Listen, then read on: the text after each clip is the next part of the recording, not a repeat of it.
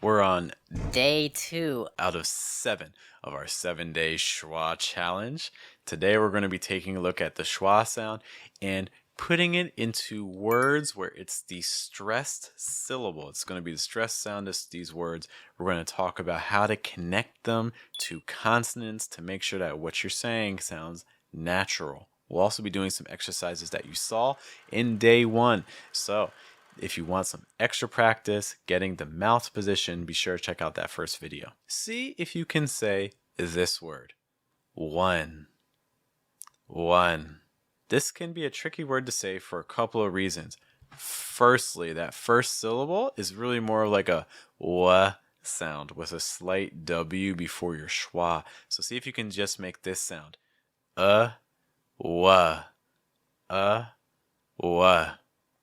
Now, if you found that easy, but you're still not quite getting one to sound natural, it could be an issue with the N sound. So let's try to attach an sound to the letter N. Un, un. Again, the vowel sound should be the same when you say and when you say un. So if it's not sounding the same, then you found your problem. It's probably adding that consonant N. One reason that this can be challenging is because, well, how do you make the N sound? If you see the letter N, are you saying N or something like that? What that means is it could be you're changing your placement. You're moving everything forward in your mouth and you're closing your throat off. So you're getting like this N sound. If that's happening, see if you can get an N sound that's a little bit lower and more open, like N. So again, instead of saying one, see if you can do more. One. Another technique that can be helpful if you're still not quite getting that right sound is when you're pronouncing the letter N. You may be doing it with the tip of your tongue, right there, touching the top of your mouth. But instead, I want you to try to lower the tip of your tongue against your bottom front tooth. You still need to make contact though. So what we're going to use instead is the middle of our tongue to make contact with the top. So instead of doing one with the tip of your tongue high, do one with the tip of your tongue down. That can help open things up a little bit and get more air flowing. Try it out a couple of times, going high and then low. One.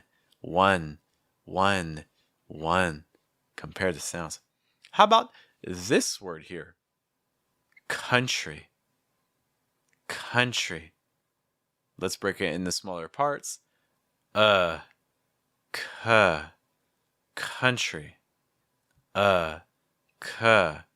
Country. Let's try a couple more words. What? What? What? Butter. Butter. Butter. Butter. Be careful with especially linking that B sound to the So like buh. If you find that you're saying ba, or a sound similar to that, you're changing your vowel sound. And people might get confused when you talk. So just be careful. Let's do one last practice word for today. Young. Young. Young. Young. Again, watch out for how you're linking that sound to the NG. Like young.